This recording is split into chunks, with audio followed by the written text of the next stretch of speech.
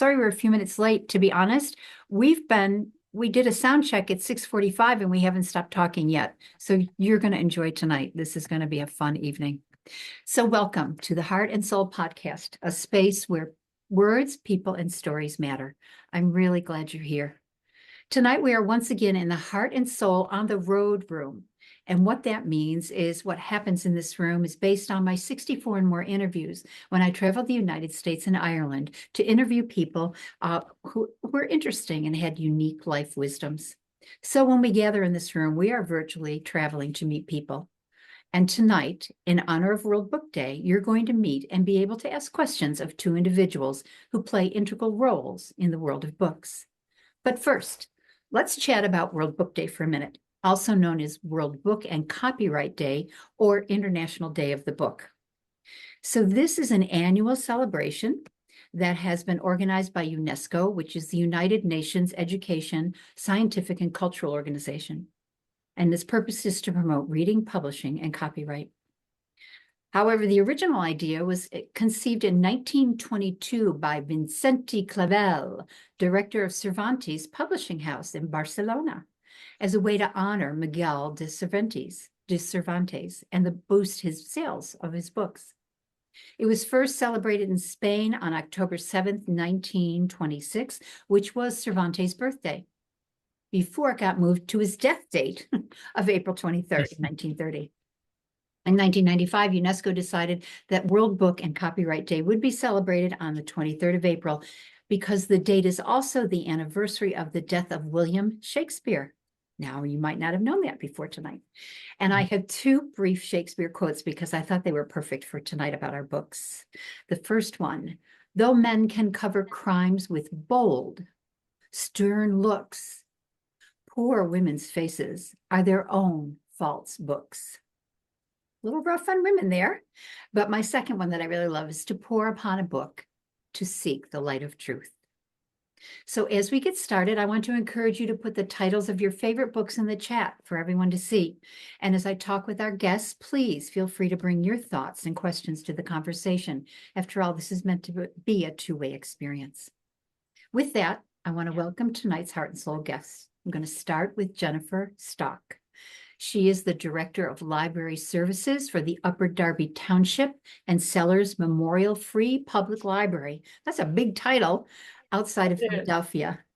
For 25 years, Jennifer has worked in public libraries in suburban Philadelphia, starting as a reference and adult services librarian and moving on to library programming, collection development, and reader advisory services. Jen is a member and a board director at large for the Pennsylvania Library Association and a member of both the American Library Association and the Public Library Association. So this lady pretty much defines the term librarian in every element of the word. Welcome, Jennifer. Thank you, Christina. I'm really glad to be here and happy to speak with everyone on World Book Day, but also it is National Library Week, so it's all books all the time for me. All books all week. Full disclosure, Mhm. Jen and my daughter, Lisa, were classmates, and Jennifer was kind enough to invite me to one of her libraries for a Beauty and Grace presentation. So the fact that she's here tonight feels a little bit like a reunion for me, and I'm so pleased that you're here, Jen. Thank you. Our second guest tonight is New York Times bestselling author Marc Cameron. I'm going to take a big, deep breath here. Marc is a retired chief deputy U.S. Marshal who spent nearly 30 years in law enforcement. In that role, he traveled from Alaska to Manhattan, Canada to Mexico, and dozens of points in between. Originally from Texas, Marc holds a second-degree black belt in jiu-jitsu and is a certified scuba diver, man-tracking instructor, avid sailor, adventure motorcyclist, and I would personally add a devoted husband, father, and papa.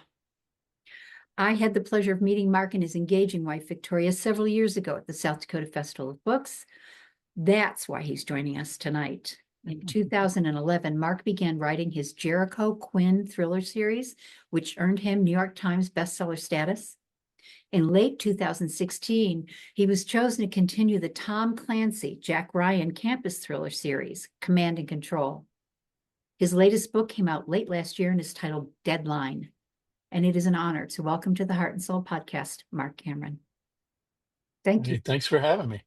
We're thrilled to have you. And I'm serious, for anybody who's listening, we just spent 15 minutes talking nonstop. None of us took a breath. So this is going to be a fun night. So our topic tonight is why books still matter. While books have been valued for centuries, they began to be challenged and declined in popularity beginning in the 1980s. Reading participation dropped. In 1982, about 7% of US adults read literature, novels, short stories, poetry. By 2002, that number fell to 46%, and in 2008, it reached a low of about 43%, according to the National Education Association. The causes? Competing media of TV, the internet, and smartphones. Then in the late 1990s to early 2000s, bookstores began struggling because of the rise of online retail like Amazon. Adding fuel to that fire was the advent of ebooks in 2007, raising fears that they would replace print books entirely. The turning point, believe it or not, was the advent of the Kindle in 2007. And even though it wasn't a book, it kept people engaged with reading. By 2014, 28% of Americans reported reading ebooks annually. Hybrid reading habits emerged, with readers mixing print and digital. Finally, in 2017, reading rebounded slightly, with literary reading numbers rising to about 53% of Americans. In 2001, the Pew Research Center noted that 75% of US adults had read at least one book in the past year.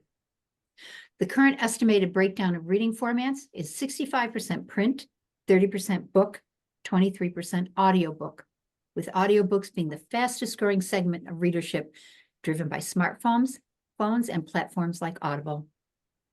And believe it or not, the pandemic was a huge boost. Book sales increased significantly during COVID. Sales rose 9% in 2020 and continued growing in 2021, with more people reporting they were reading again for leisure. So statistics show there are 2 million books published each year around the world. Yet finding the right story can be harder than ever. On top of that, there remains stiff entertainment competition in the form of television shows, streaming movies and series, podcasts, social media, and video games. So Jen and Marc, I would like to start with a two-part question.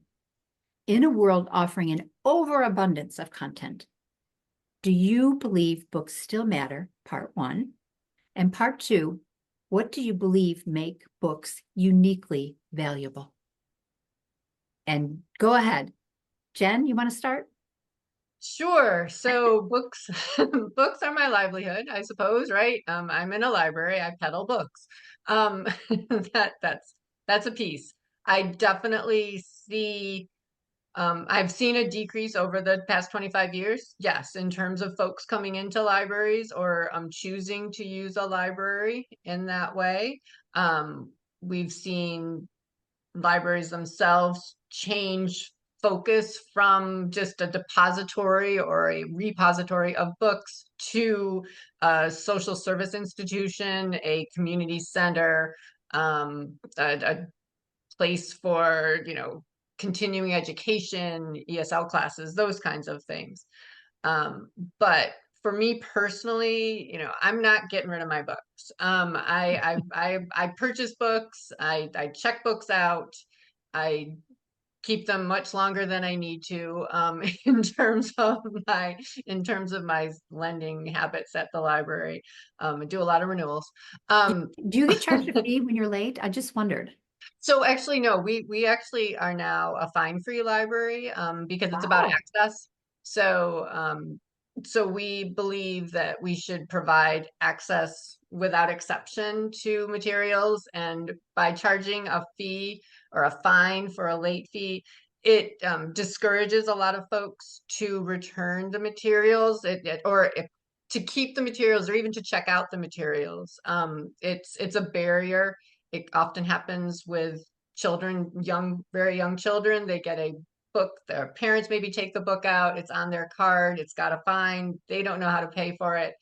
They're blocked from checking out books, they don't come back, and so it's definitely an access piece. And so we try to keep whatever fees we have very low as best as possible.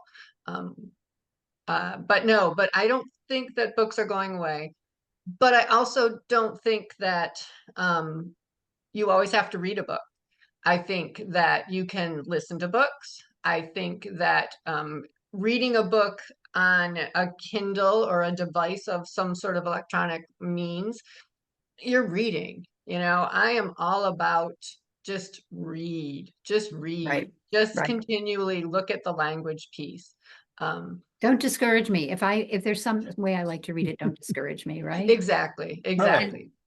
Jen, in the comments, Bryn, who I don't know, I'm not sure if I know her, I may, but I don't know the name Bryn right offhand. But she said her library is also fine free and that there's a TED Talk about this. So that might be something interesting to look at as That's well. cool. Yeah, that's very cool. Yeah, that And is that's great. Yeah, I mean, more and more libraries, I think, are going fine free in that way because it's, I don't know that we need to teach responsibility that way. I right, don't think that that's a, punishment never works, yeah, right? yeah, So yeah, it real doesn't. quick, what do you believe make books uniquely valuable? I think it's just the portability factor, right? And the fact that anyone can pick one up in a sense. So I really think that that's the piece. It's that they, can evoke a memory, can install some education, can start a conversation, unlike any other piece of material, I suppose, in that sense. It's, a portable work of art, depending on what That's you're a reading. beautiful way to put it. I've never heard So, anyone call it that. yeah, I mean, really, Excellent. like, children's picture books, they're beautiful. There are Yeah, they some are. And beautiful they're so pieces. fun. I love But children. That's the book I'm going to share tonight. Okay, yeah, Mark, your so turn. yeah. Your two-part question. Do you need me to repeat it or can you retain? I think I can retain it. It's interesting. Books, I think once things matter or they don't, I think, and books have always mattered. Story matters. I grew up with my mother's from Louisiana. I grew up mostly in Texas, but we would go back to Louisiana every summer for family reunions and whatnot. And I would sit from the time I was very, very young, like not old enough to do a bunch of chores. I would sit on the front porch with a bowl of Purple Hull snap peas in my lap because they wanted me to feel like I was doing chores and listen to my aunts and my great aunts and my grandmother and my mom tell stories. And if you can't I, there's a there's kind of a popular thing in writers conferences and stuff today where people say anyone can be published. Well, I mean, now you probably can, but I would say that not everyone can write an interesting story. Anyone that can tell a story can write an interesting story. Some people can tell a valuable story, but it might not keep people engaged.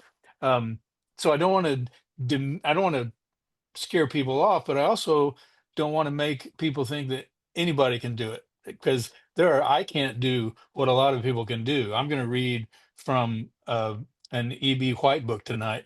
I Oh, could wow. never write like E.B. White. I wish I could, but I try all the time, even though I'm writing what my kids call people killing thrillers. Um, I'm going to read a book that'll probably make me cry on this podcast. Books mattered to me growing up because we were very poor. We grew up I lived on a little farm in Texas where my dad was a school teacher, so in Texas, so that's enough to tell you we were poor. Right. Um, and then we had a plot of okra that we sold to Safeway to kind of help make ends meet. And then my dad and grandpa had some cattle. They were really my grandpa's cattle. So we were poor enough to describe it that my mom cooked in an electric skillet that plugged into the light bulb. That's Oh, wow. our life. And so, but for as a boy, I had my own shotgun at 10 years old. We lived on a farm that was 146 acres big, and I could go out at 10 by myself with my gun and my dog. And I would never let my 10-year-old son or grandkids go out by themselves now. Right. But except for my gun and my knife and my dog, the most important thing to me was books. And I would go into town with my mother to Hamilton County, the Hamilton County Library, and they knew we were poor. I mean, we rattled up in an old pickup or a bent down, you know, shock, ruined shock Plymouth Valiant that my dad had. Gosh. And so they saw us come in, kind of ragamuffins, me and my sister. But the librarian at the Hamilton County Library, and I so wish I could remember her name. They had a flood there, and so the part of the library that I was interested in smelled like mildew and Mm. but and books, and I just love that smell even today. But the librarian, they were rules. They had fines back then. I never got fined. We were a fine-free library before there were fine-free libraries because she cared about me, and she would give me. You could check out 3 periodicals. She would give me a stack of periodicals at 10 years old and books about mostly about boys and their dogs because that's what I was interested in. The reason that I was interested in that is because when I was 8 years old, my aunt, who is a librarian, she would go to these conferences every year and get signed books. And in 1960, no, I guess 1970, when I was 8, she brought me a signed copy of a book called Where the Red Fern Grows by Yeah. Wilson Rawls. And my kids know that that book, if there's a fire in our house, they get the mom's clock and the pictures and all that because I'm going for the book to get it out of the house. In fact, when you come into our living room, there's all my books are up on a little shelf, and in the middle is the copy of Where the Red Fern Grows. Do That you read book at it? Have 8. you read it to your children? Do you ever read it out Oh loud? yeah, yeah, oh yeah, yeah, yeah. I read it to our kids. Our kids have read it to their kids. Ah, All of same them book, get or did they get their mad. own? You let No, they them get use their own. No, they get their own. it? Yeah, but it's one of those things where when as an 8-year-old boy, I read that, took it to my third grade teacher, showed it to her. Back then, teachers had a little more latitude about time, and she could read it. So she just said, "Yeah, sure, I'll read it." I had a tremendous crush on this teacher, and so I sat on the front row. Probably why I don't have any hair because I would hold my hair and listen. And she cried, cried, cried, cried her eyes out, as one Oh, does when they read Where the Red Fern Grows. And I remember thinking at 8 or 9 years old, I want to do this. I want to write stories like this wow. You were story. that young. Yeah. So books really, between librarians and books and then one other quick little story, 11th grade teacher, I was a terrible student. I loved school. I loved the social aspect of school. I loved reading, but I didn't follow directions. And my dad, being a teacher, said if you don't make straight A's, you're not gonna be in any extracurriculars. Well, Wow. I could pretty much not do anything and make B's, but I couldn't make A's. So I would really, I'd try because of my dad. And at one point, my junior year, I was trying to graduate early and move to Alaska. And at some point during my junior year, I was making all A's except one B in my English class. And it was a senior English class because I was trying to graduate early. So I was a year ahead. And we had this project that could have brought me up to an A, and it was a creative writing project. And she had always said nice stuff about my creative writing, and what I've been 16 at the time, 16 almost 17, and I didn't write it in pen when I was supposed to. I didn't type it. I wrote it in pencil, and lots of misspellings, but it was in my mind, she's going to be okay with it because it's a good story. I know it's a good story, and I got a C minus. Oh, And oh, it just killed me when I devastating. saw the C Yeah. minus, and there was red ink all over it of all the mistakes I made. I think I spelled tomorrow like Tomarrow or something like that. It gets me now to think of my mistakes. But at the bottom of that, actually at the top right-hand corner of that paper, she wrote, "Mark, this looks publishable to me." And it just changed changed the way that I thought about myself as a writer. I had confidence before, but not enough confidence to ever really think, oh, I could get published. Yeah. At the same time, she called me up to her desk, and I'll end with this for this little segment. She called me up to her desk, and under the desk, she passed me a tattered copy of a book called All the King's Men by Robert Penn Warren. Now, this was 1979. In 1979, All the King's Men was a banned book in much of Texas. So this lady was telling me, I'm going to give you this thing that's important to me and risk my job because I think that it will benefit you in your future life. And I ended up dedicating one of my early books to her and got it in her hands maybe 3 months before she passed away. Oh, But wow. books, teachers, librarians, yeah, don't get me started. Yeah. That was awesome. Both of you, wonderful stories. Thank you. Oh my goodness. Okay. I'm having a hard time moving on because this is like, I just want to keep going. So Jen, we're going to move on to you now and your question because we're going to alternate a little bit. As Sure. someone immersed in the world of libraries for 25 years, have cultural trends in book and reading habits changed the way you choose books for your libraries and the activities you plan to engage your patrons? So yes, I think we do a lot more with like book talk, if you've heard of that, book talk, which is like the TikTok for books, I guess, right? In Right, that yes. sense, and the Instagram story pieces, right? So some of those authors, you know, are very much more popular than our standard people, right? A lot of the traditional public library authors, let's say like the Daniel Steels and the uh I'll say Tom Clancy, like those kinds of books are sort of being pushed aside, right? Because the younger folk are following these other trends and authors, which is standard, right? I mean, you always Right. have new people coming in and the it book and the not so it book, right? Um, and I think that the when I first started in libraries, the big trend was Amish romance, right? I mean, and it's hard to find Amish romance now. And I'm I also, didn't even know that was a genre. yeah, it is.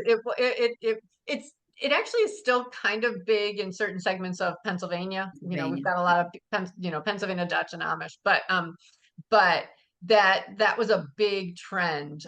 Gentle reads were bigger, right? Then I also came in on the heels of Harry Potter, all Mhm. that big, big action with children and wizards and things. Um, so a lot of our programming was related to that. So we've had libraries that are still doing annual Harry Potter birthday parties and things like that. We have folks, I know that we've done a lot of programs related to things that you would see in media. So a lot of the famous or more popular TV shows like Downton Abbey. We have a lot of Downton Abbey themed, what would that be? Edwardian Gilded Age kind of themed teas, library teas, those kinds of things. The Bridgerton books from Julia Quinn, those romance books. That historical romance has always been around. I mean, that sort of got me through high school. Like all of that, all of those types of books, they're still very popular.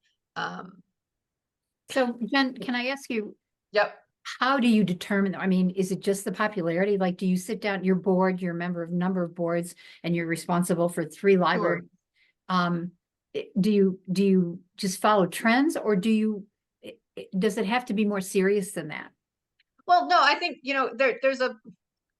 there's like history, right? So original libraries were not for the popular books, right? They were educations of learn institutions of learning, right? Right. It was a way to have someone become potentially like enhance an autodidact, right? Make someone Mhm. learn, this is the piece, like this can be the People's University. That was one of Carnegie's, Oh, Andrew Carnegie's visions. A public library could Mhm. be a People's University. You could go in and you can learn a language, you can learn, you can pull yourself up from the by your bootstraps and become a big steel magnet um, in that way.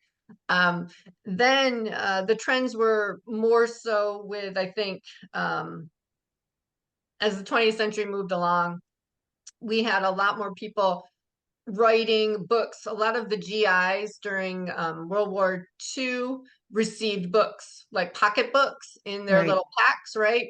And so when they came back, like all those authors started becoming more popular.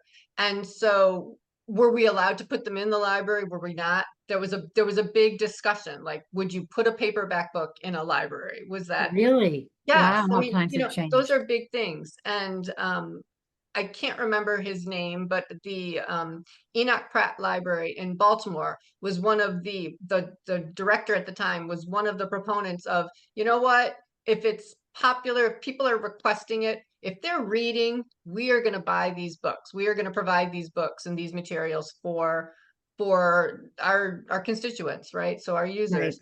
So it's a balance, I think, right? And right, so collection development is a balance. It's what is popular because you can purchase it and so you can get it, right? There's that piece. And then you also do want to keep classics. You want to make sure that the copy of Herman Melville's Moby Dick is still around because there right. are going to be people that are going to want to read that book, right?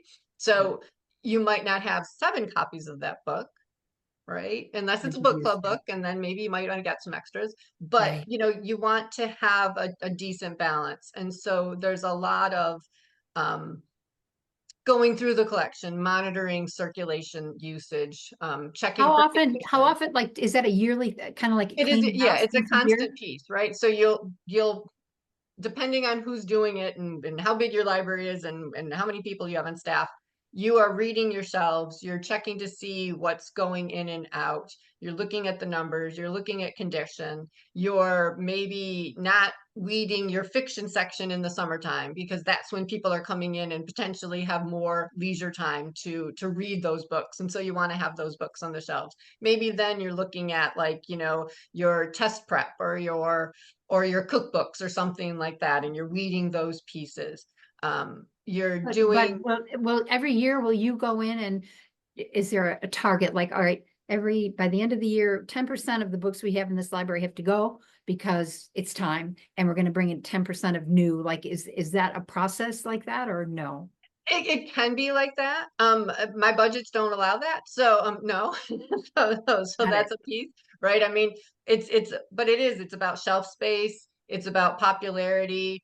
There's a joke always that, if everyone bought back all the books at once, like there would be no place to put them, right? So you always want to make sure that people have books out, right? You want to make sure that there's space. You don't want to cram things together. You want to make sure your shelves have like a little bit of white space so that your eyes can sort of drop when you're looking at the shelves. You don't want to just cram, right? There's a There's a science. There's a science. whole There's a yeah, science to this. there are like different actual weeding methods, but I'm not going to go into them. But Okay.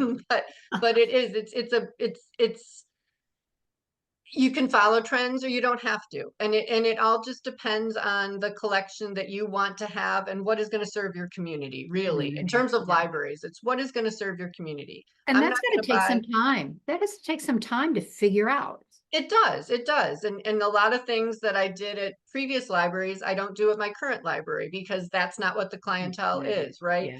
So some libraries you have lots of picture books, and some libraries, if you're around a bunch of retirement homes, you might not have a lot of picture books, right? You're going to have something else, and you're going to up the large print section. Basically, you do follow trends to the best, depending on what your community wants. Exactly. They Yeah. don't So want. I mean, you try to be as responsive to your community as possible. Great. That's what I try to do. So Okay. Good answer. There was a lot of information. You get to have a glass of water now because it's Mark's turn. perfect. Okay, Mark. I'm dying to ask you this one. So, your books are published by some of the big names publishing houses in the industry. Yet self-publishing has pushed beyond the traditional boundaries in providing authors ways and means, greater opportunities for their books to be published. Do you think that's a good thing, or has it made it harder for good books to be noticed because now there's just so many choices? And just to tag on to something you said earlier, there's so many, like you don't have to be a good writer because almost anybody can get a book published. And when self-publishing started, that's just what was happening. It was like people were just throwing stuff out there as long as it had pages and a cover, and it gave self-publishing a really bad reputation, and that has improved. I mean, people like myself have taken it personally that if you're going to do it professionally, but still there's a big variation in the books. And has the self-publishing made it harder, or it's almost impossible to get published by the big publishers like you are with? So where's the balance there?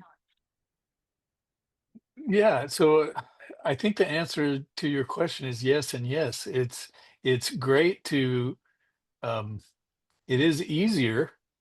It's a Mhm. it's a very viable track. In fact, I often when I go to New York and chat with my agent, I'll over the years I'll ask her, what do you want me to tell these writers when I go to conferences or whatever? What advice should I give to up and coming folks that want to get published?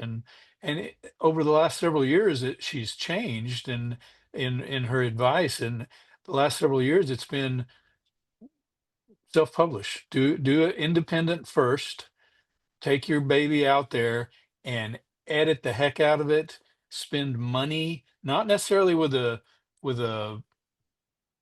what's the word I'm looking Promoter, for? a marketer, Well, a marketer or even somebody, a packager, somebody that's going right? to spend the money with on the cover. Uh, a guy I know named Thomas Donnelly. He's a screenwriter and all that. He's independently published, has incredible covers. I mean, you would not know them from a big house, one of the big five.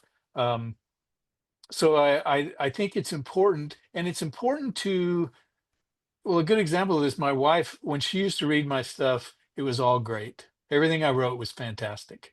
Um, and then over the years, when that became our livelihood, she's become much more critical. And that's what I need. I Right. need her. And of course, I'm lucky enough to have another editor, a acquisitions editor with Kensington, John Scanamilio now, who's the editor in chief, and he will send me, you know, fix this. Or Tom Colgan with the Clancy's, he would say, I see by the timestamp on your email you wrote until 4 o'clock in the morning. Take a minute, eat a sandwich, and rewrite these last few chapters. If you self-publish, you run a really, I don't mean you, but if one Everyone, that's okay. self-publishes, um, it's really easy to get caught up in how good your baby is, and somebody needs to be a gatekeeper.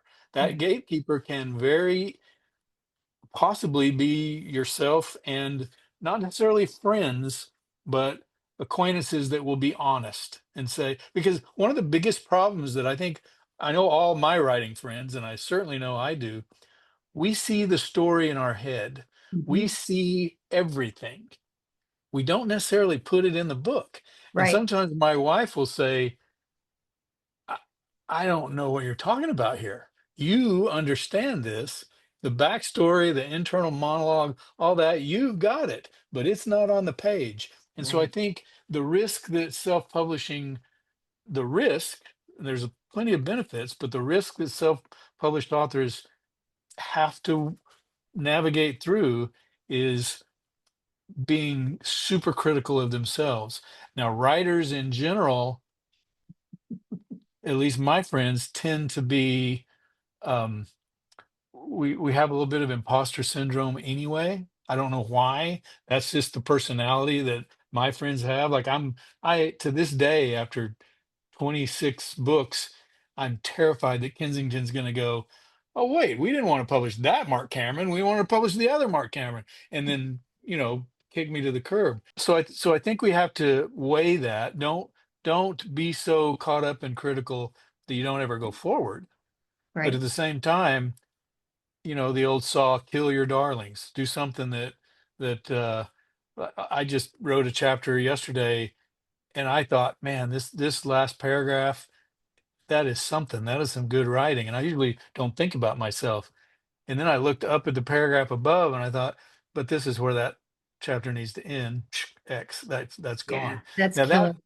that writing didn't go away. It went to my boneyard. And the Right. boneyard is a repository for stuff that I might, especially because I write series that I can use later. But you really, as you start to make this your livelihood, you have to be a trained assassin when it comes to your own words.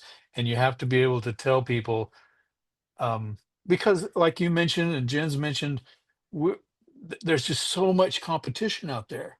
And in fact, I wrote several short stories for Boys Life magazine, and the editor and I had a discussion early on, and that basically, if you don't, Boys Life magazine, I don't even know if they still publish fiction, but for a while they Mhm. were like the number one paying glossy magazine out there. You got $1 a word, and they were Wow. 1,500 word long stories, and so they actually approached me for the first one and I wrote it, and then I submitted a couple, got rejected. No, we already did one like that. We got one. I didn't want to let that, published writers get rejected all the time, not because we're horrible, but because that's just not a good fit for the magazine. Then I sent her another one and she liked it, and she pointed out, she said, you know, you're writing for 13 to 15-year-old boys, maybe 12. If you don't write about poop or death, they're not going to read the first paragraph. They're going to finish it.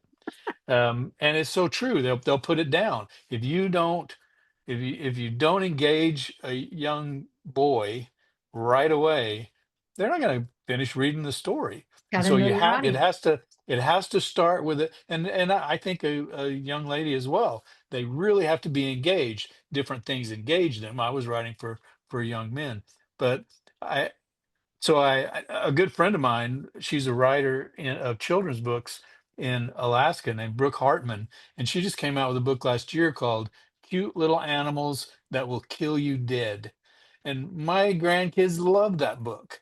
For the title alone, grabs them and pulls them in. So, my first editor with Kensington, the first bit of editorial advice I got from him was start with a massacre and build from that, whether it's figurative or literal. So uh, Awesome. I think that there's a lot that we have to do. Is you need that editorial guidance. Yeah. Maybe you pay a book doctor. Maybe you maybe as my wife is a retired 8th grade English teacher, you get somebody that's scary mean. Maybe it's your librarian that's part of a writers group, somebody that loves books slightly more than they love you. You. and Yeah. and or at least they love you enough to punch you in the stomach, Yeah.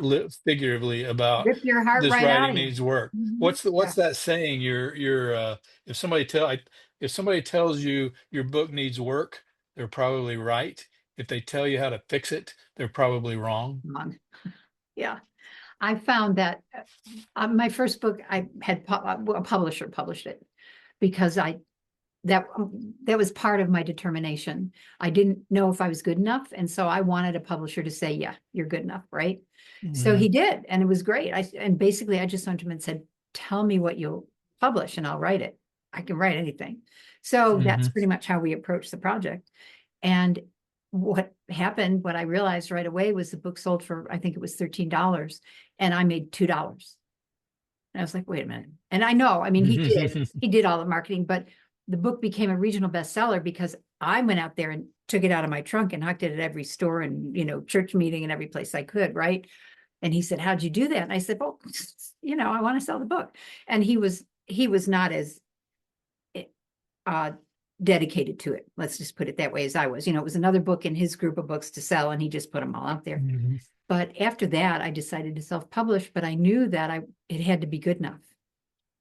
So right from the start, I found a book designer and I found an editor because I knew I was a terrible editor and it would never work. And in the beginning, it was my daughter who is a master in English, right? But it was just so hard when your daughter does it to you. And it finally got to the point where I said to her, you got to start using a pink pen because this red pen is killing me, right? But you know, if people don't, it's like you said, they have to love you enough to tell you the truth. And I have a group of Mhm. test readers that are just that tough. And I always hate them until we get the book done. And then I look at it and I think this wouldn't be here if it wasn't for you. So thank you. And I do love you. And I know you love me, but that was a rough cruise on this one. So anyway, Yeah. that was a great answer, Mark. Thank you for all that. I want to come back to you and Jennifer both. And this is a question I'm really interested to hear what you have to say. How have Amazon and Goodreads and the book influencers like the bookstagrammers and the social media strategists that are out there? And I don't know, Mark, because you are with a publisher, it might not be this way, but for independent authors, they are in my DMs 15 times a day saying, hey, we can help you. And it doesn't matter if it's about YouTube, the book, you know, readers, whatever it is, Goodreads, we can make this better. So have they've changed the industry, and do you think it's for good or for worse? And how do you feel about them? And do you How have do you much see that, Jen? experience? You know, do you see that? Do they come to you like they come to independent, you know, indie authors? Yeah, I mean, I think that they influence library. Yeah, I think they do influence library collections. Probably not the way you all get maybe attacked by them in a sense. But but I know that when I receive emails from publishers or from you know, organizations, when I read the journals, library journal, book list, those kinds of things, we do see advertisements from these folk, right? From these different authors. Like, you know, Colleen Hoover, right, who got her start on the socials and then, you know, self-published and then was a I don't know, I can't tell you which publisher she's at right now, but I mean, you know, she just blew up, right? Mhm. And movies and lawsuits and all those things, right? So I mean, it's really, that's really big, and she has hit a certain group of the population, like young women, right, reading these books. And in essence, they're the same books that, I mean, that sounds horrible, but they're the same books that maybe 20 years ago were written by someone else, right? There's Mhm. that again, women probably of a certain age really read those books. So it's a cyclical piece. So I think that this will come again, right? Um, I used to be on Twitter. I don't do that anymore. But I know that I followed a lot of authors on Twitter. There was a lot of really good conversation, Right. seemingly at one point in time Yeah. in the Twitterverse, and that really helped expose me to a bunch of different authors too, particularly authors of color that I would not have read Mm. with my background in a sense, and so like certain, trying to think. S.A. Cosby, who wrote what was it, Blacktop Wasteland? I can't remember now. It's horrible, but he writes these wonderful, You know, gritty, like razor blade tears or something basically, like that. yes, Yeah. yes, yeah, and these very gritty thrillers that are characters that you sort of want to maybe like, but you really don't really like, but they're just, and they're, oh, they're excellent. And I would never have found him otherwise, you know, without being on social media or those pieces. So I'm very much, I think it's important. It's not the be all end all, right? It's not, right? There's always, but it attracts a certain group of folk, and hopefully they come to the library or they buy a book or those kinds of things. And really, it's, I just like that they're reading personally. You know, I do like that people want to spend time with some sort of literature material piece, reading, you know, language in that Mhm. sense. That just helps the world, I think, move. But but I don't mind it as much. You know, we, if it's reviewed in the journal, library journal, or book list, or school library journal, or Kirkus, or, you know, Hornbook, or any of those places that we generally stick to for library purchases, we'll get it, in a sense. And usually, we get the book and there's a list and there's a holds list and we've got it gets popular. But I'll be reading it in like 8 to 10 months, so in that sense too, so that another book can go in, Right. All and right. it's just that circle of life, right? Circle of book life. I'm glad to hear you say that you keep some classics on hand, because I remember being, gosh, eighth grade maybe, and going and finding Meditations by Marcus Aurelius and thinking I was the first person in the world to ever discover that. And I just love the Stoic. I mean, that was, I think I said earlier, I, I really believe in boredom time and thinking and meditation. And so, and fast forward to just a couple of years ago, I was in Ketchikan at the bookstore there, and the bookstore owner, Charlotte Glover, was saying that she was laughing because she said, "You know what we sell a lot of right now? Meditations. All these like 25-year-old fishermen are coming in thinking they're the first people in the world to ever read Marcus Aurelius." So the classics come around, and They but do. and so I'm glad to hear you do that. I mentioned my aunt; she would bring us boxes of discarded books every summer, and so the books that you're weeding go somewhere, and oftentimes to poor farm kids in wherever, and we eat that stuff up. Oh, Um, definitely. to answer the question about TikTok and all that stuff, I learned early on that, because I get all those emails. I don't know if I know other writers are getting them now, but dead writers, famous writers, AI or scammers or whatever are sending tons of them out. I get one or two a day, but my name's Colleen Hoover, and I stumbled on your book and want to get Correct. together and chat. Just garbage.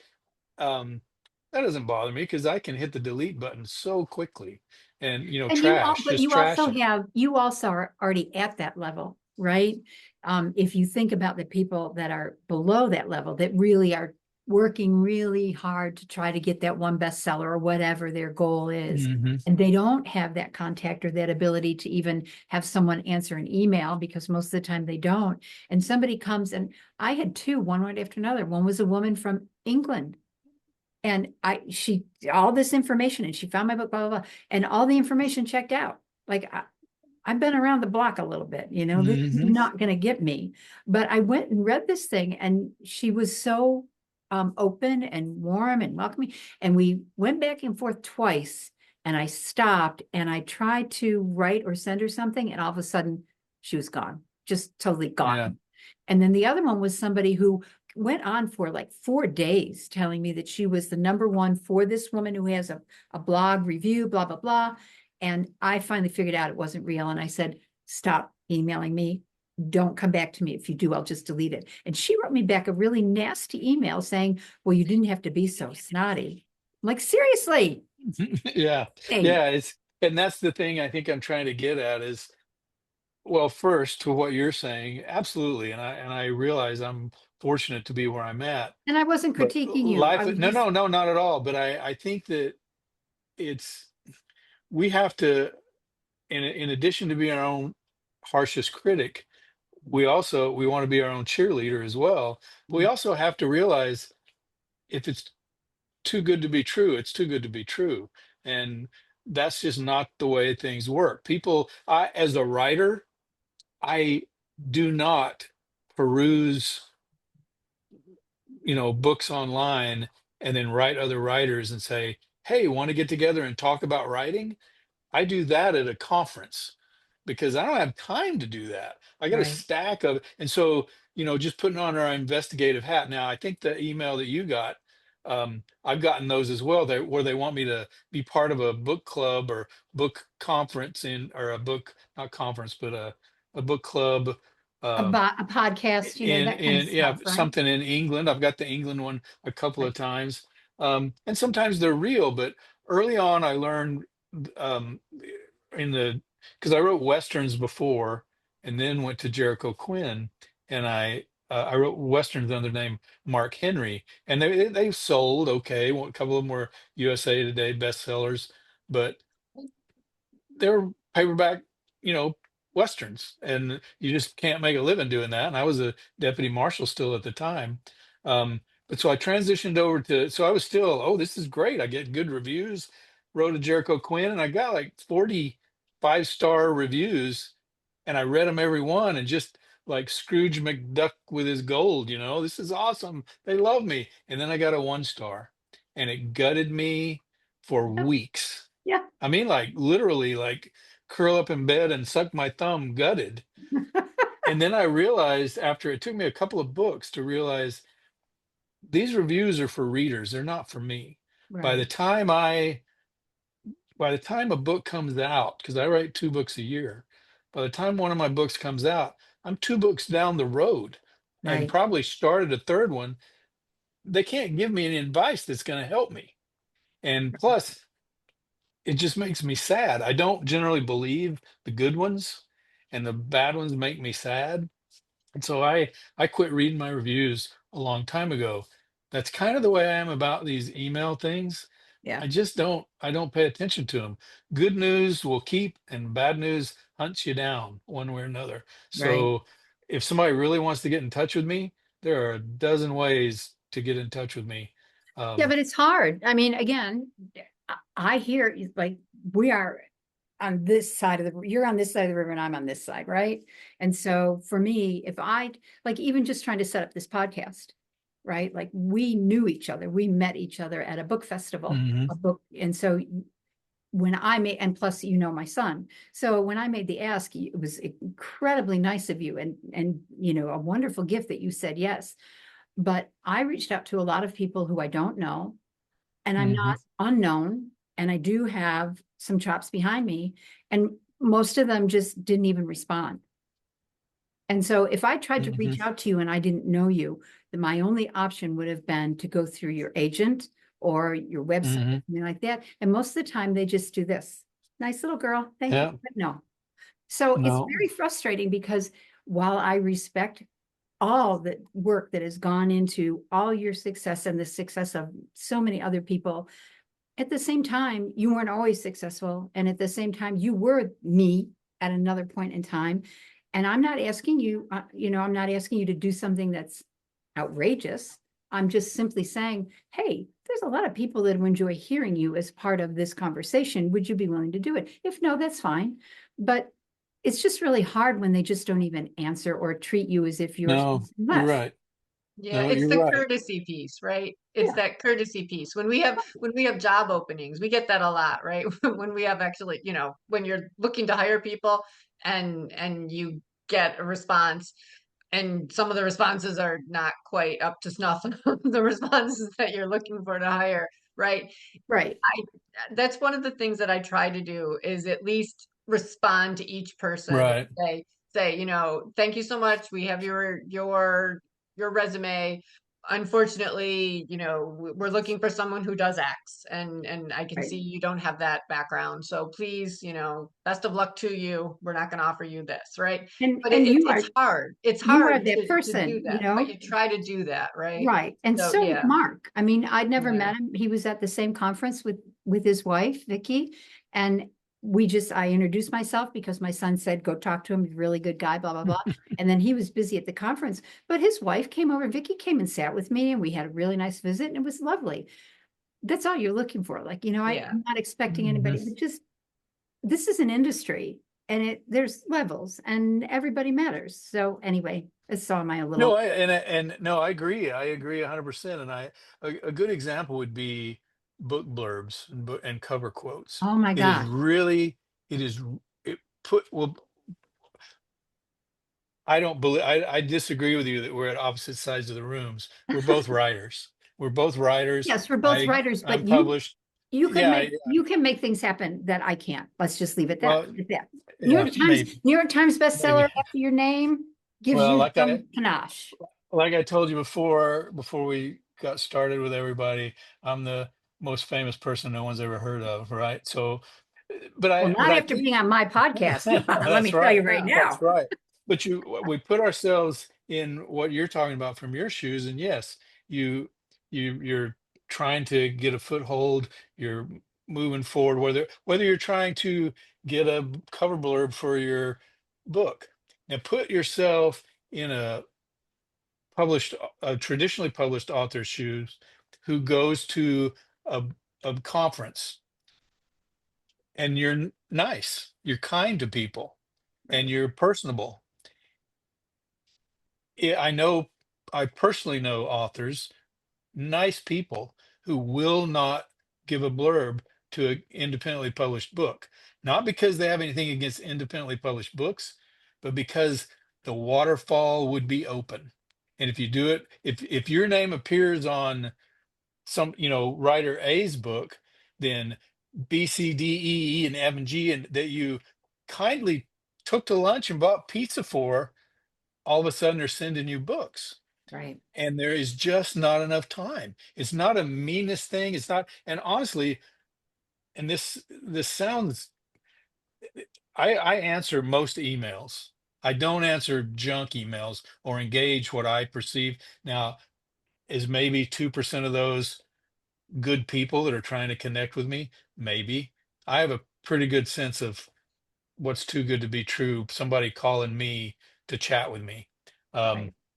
but I generally, and my default is yes.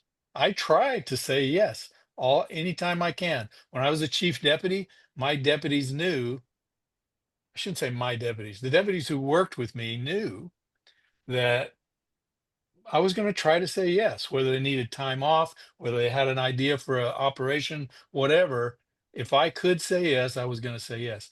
I still try to do that. But at the same time, many times my wife will be off camera or off the phone or doing something while I'm typing, and I'll read something to her, and she'll say, "You can't do that. You have already 6 books that you need to read.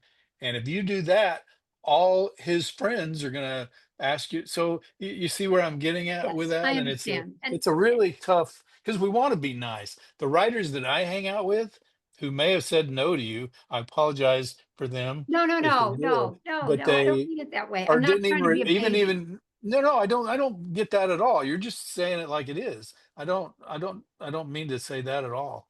But the writers that don't answer you back, um And it's not just the I, bookstore owner, like it's just a oh tough sure. market. It's just a tough No, we market. get that. We get that as well. My wife will call, because I don't approach anybody anymore, because no bookstore or librarian or anybody wants to hear from the writer, because that's like there's so many of us Right. that I have an agent or a publicity person, or my wife, who I write under a pen name, so her last name is not Cameron.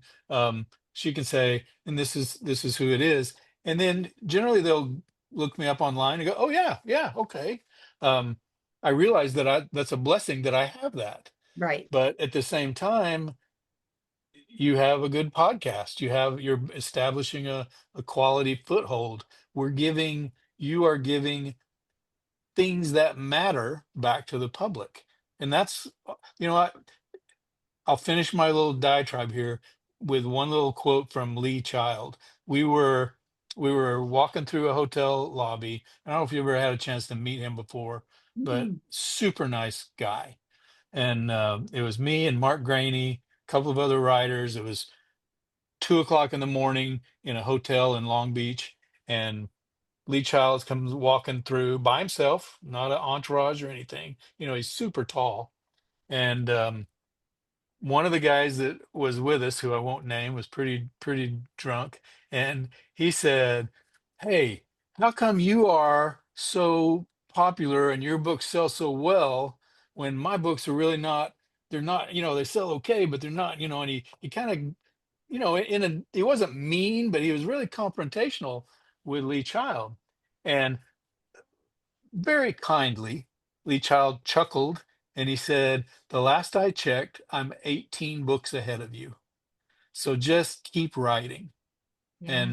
And then went on to spend the next hour and a half sitting in the hotel lobby talking to us and being Right. nice and telling stories. But I Right. would not presume to send Lee Child a request for a Written for blurb. cover blurb just because of that conversation. Right. Well, and respect. And I think that's what it comes down to. And we are just so over. And we're not even going to finish our questions tonight because I want you to be able to read. But before we go there, I want to ask if anybody, I don't even know who's with us anymore, but does anybody have questions for Marc or Jen? And please feel free to ask them now before we lose them and before it gets to be midnight and we're still talking. Anybody, I encourage you to talk to them because as you hear, they're wonderful and easy to talk to. They're probably So scared that I'm going to start talking too much. it looks like Bryn has written in the chat, what are you reading? Oh, thanks, So, Jen. sure. So I can tell you, I can grab what as I go off camera. I am currently finishing Jane Ann Krentz, The Shop on Hidden Lane. Can you Jane hold Ann, it up? yeah, Maybe, yeah. Oh, what a pretty book. yeah, it is pretty, isn't it? Yeah, it really is. So Jane Ann Krentz, if you don't know, she writes romance and like paranormal romance. She writes historical romance as what is it? As Amanda Quick, because she writes by under different names. Jane Castle, she has written things on, but she's also a librarian. So that's part of the reason why I I like her in that sense. But I also just recently finished the latest Lee Child. And, and By his brother, the one written. yes, with Andrew, yes, Yeah. and Mhm. the Lee and Andrew Child now, I guess, or Andrew and Lee Child, I Nice. guess, right? Yeah. Yeah, Yeah. yeah, Andrew's a yeah. good guy too. Yes, yes. And then I also read Andrew Child's wife. Why can't I think of her name, but I can see her face. But she writes the Lady Emily mysteries, that are I didn't know fantastic. that. I didn't know that was her. Tasha Alexander. Tasha Yeah. Alexander. Yes. So I read her a lot. I am devastated that Jacqueline Winspear canceled or finished the Maisie Dobbs series. I am devastated that Susan Ilia McNeil, who I went to high school with, has finished her Maggie Hope series, but she's got a standalone coming out in January. So, I mean, yeah, I just read a lot. Isn't it a joy of life? Like I remember there was a time in my life when there was a lot going on and I did not have the bandwidth to invest in reading. I just couldn't do it. It was too much. It was too much I had to give of myself. And now I read all the time and it's just a joy. It's a gift because you can go anywhere, right? It takes you somewhere. It introduces you to people. It allows you to think differently without getting in trouble from, a teacher or a parent and Yes, you have conversations that you can't have with your kids or, you know what I mean? It's just, exactly. it really Yeah, is. there's a phrase, windows, mirrors, and doors, right? So, Yeah. Yeah, the that's books great. can be that piece. And yes, that's Marc, definitely what are you reading?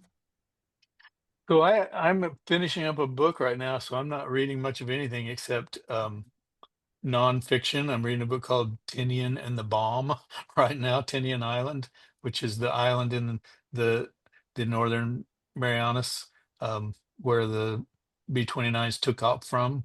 And I just got back from there at Christmas time where I spent some time researching. But the book that I just queued up because I turned this Jericho Quinn novel in next Monday, and the book that I'm very excited to read, read about, I don't know, 3 chapters of it, is called The Riddle of the Sands by a British guy named Erskine Childers. It was written back long, long, long decades ago. It's credited as being one of the first spy novels. oh Really cool. a espionage spy novel, set in World War One. So, and I read Rudyard Kipling's Kim every year, Do and I you read really? Nice. and in fact, people that read my Jack Ryan novels will know that I started having Jack Ryan read Kim every year as well. There's just a lot. It is one of the first spy novels, um, and just a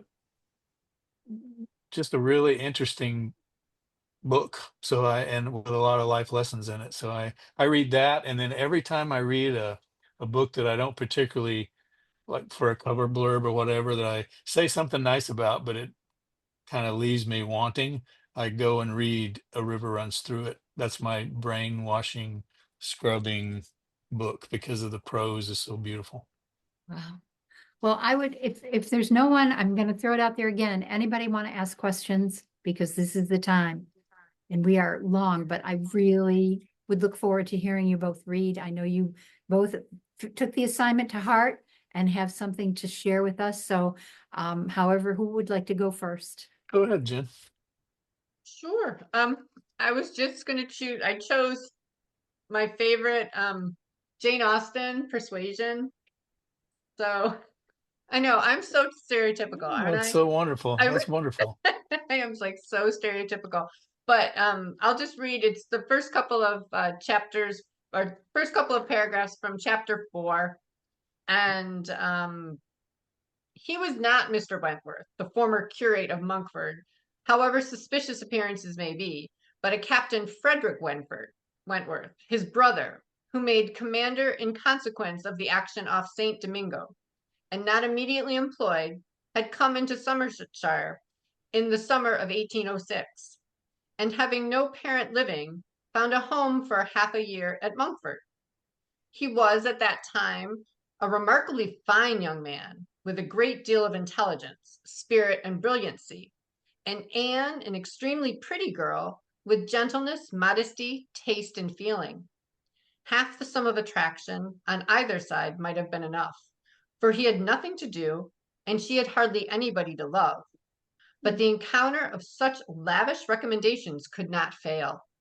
They were gradually acquainted, and when acquainted, rapidly and deeply in love.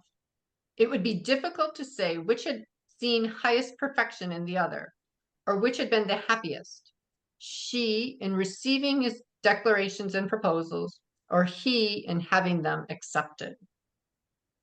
Just like, I just love that. I'm sorry, I'm just going to read that paragraph, but I love this story, and it's the epitome of a novel for me in a sense. It's Jane Austen Persuasion, and we'll find out what happens later. But All right, so here's the question. How many times have you read Jane Austen? all in. I mean, I don't know. I would say, it's not triple digits, but definitely double digits. I think we read the first one was obviously, or maybe not so obviously, Pride and Prejudice. Um, and then Emma, and then Persuasion, and then continuing, like I would read Persuasion on a yearly basis. Yes, that's a piece. It just reminds you of the fact that sometimes first impressions are the lasting impression, right? And sometimes you don't need to listen to the other people around you that are telling you that this person is wrong for you or you're better than those things. Um, and just the power of love. Oh, wow. So, yep. Thank you so much. I'm just so thrilled. I love to be read to, first of all. And it's really a treat to hear what someone else cherishes as a book. And for me as an author, when someone tells me and it does happen every once in a while, they read my book every year, one of my books every year, because they love it so much. There's just nothing like that. I mean, I wouldn't care whatever else happened with my books. When someone told me that the first time, I thought I'd died and gone to heaven. Like I could not imagine that. So it's cool to listen to you tell about a book that you read every year. That's a very special thing. Well, thank you. Thank you for offering, allowing us to share these. Really, I'm I so just looking love, forward to hearing you both. I want to hear what you guys are reading. well, Marc, I'm anxious to hear what you're going to read to us. Okay, well, my wife just came in, so I'm probably gonna cry when I'm reading this. So I, Oh, I use I use Charlotte's Web when I'm teaching writing, and I'm a big proponent of first lines. Ken Follett has amazing first lines. The Key to Rebecca, go look that up. That's an incredible first line, first couple of lines, first lines that grab you, right? Um, the first line of Charlotte's Web is, "Where's Papa going with that axe?" Those simple words kick off. Obviously, we know the story, but they're a perfect example of the kind of mystery and sort of Damocles kind of violence that's hanging over this children's book. Because when it boils right down, this is a book about death, and it's a book about growing up, and it's a book about Spiders. Now, who would have thought? Who would have thought? Okay, so I'm just going to read the last uh, couple of paragraphs here in the book. Wilbur's heart brimmed with happiness. He felt that he should make a short speech on this very important occasion. Joy, Aranea, Nellie, he began, welcome to the barn cellar. You have chosen a hallowed doorway from which to string your webs. I think it is only fair to tell you that I was devoted to your mother. I owe her my very life. She was brilliant, beautiful, and loyal to the end. I shall always treasure her memory. To you, her daughters, I pledge my friendship forever and ever. I pledge mine too, said Joy. I do too, said Arnea. And so do I, said Nellie, who had just managed to catch a small gnat. It was a happy day for Wilbur, and many more happy, tranquil days followed. As time went on and the months and years came and went, he was never without friends. Fern did not come regularly to the barn anymore. She was growing up and was careful to avoid childish things like sitting on a milk stool near a pig pen. But Charlotte's children and grandchildren and great-grandchildren, year after year, lived in the doorway. Each spring, there were new little spiders hatching out to take the place of the old. Most of them sailed away on their balloons, but always 2 or 3 stayed and set up housekeeping in the doorway. Mr. Zuckerman took fine care of Wilbur all the rest of his days, and the pig was visited often by friends and admirers, for nobody ever forgot the year of his triumph and the miracle of the web. Life in the barn was very good, night and day, winter and summer, spring and fall, dull days and bright days. It was the best place to be, thought Wilbur, this warm, delicious cellar with the garrulous geese, the changing seasons, the heat of the sun, the passage of swallows, the nearness of rats, the sameness of sheep, the love of spiders, the smell of manure, and the glory of everything. Wilbur never forgot Charlotte, although he loved her children and grandchildren dearly. None of the new spiders ever took quite the place in his heart. She was in a class all by herself. It is not often that someone comes along who is a true friend and a good writer. Charlotte was both. Well done. That felt like a hug. Yes, Thank you. it did. It Well, definitely I've, did. Thank I've, you. I've read it like 5 times today because I didn't want to, my wife and I always tear up when we read it to the grandchildren, and I needed to inoculate myself a little bit. Like I said, of all the titles I read off for you today, I would suggest that husband, dad, and papa are probably the most important. And it's been a great pleasure to have both of you tonight. Thank you so much. I mean, we've never gone over, and it was worth every minute that we spent. And I'm keeping the 15 minutes we started before as well, because it's a wonderful conversation. Thank you. Thank you. Mary Mobius was here, a friend of mine who loves books, and she's just sent you a heart. So thank you. That comes from some of us. Thank you. So we will look forward to welcoming next week's podcast. But before we talk about that, I just want to thank Jen and Marc both sincerely for making this such a special night and celebrating World Book Day in such a unique way for all of us. And I hope that if you're with us tonight, you enjoyed it, that what you heard tonight will stay with you, will inspire you, and will hopefully encourage you to come back again to the Heart and Soul podcast, where words, people, and stories matter. Thank you so much. And until next time, take care. Talk soon.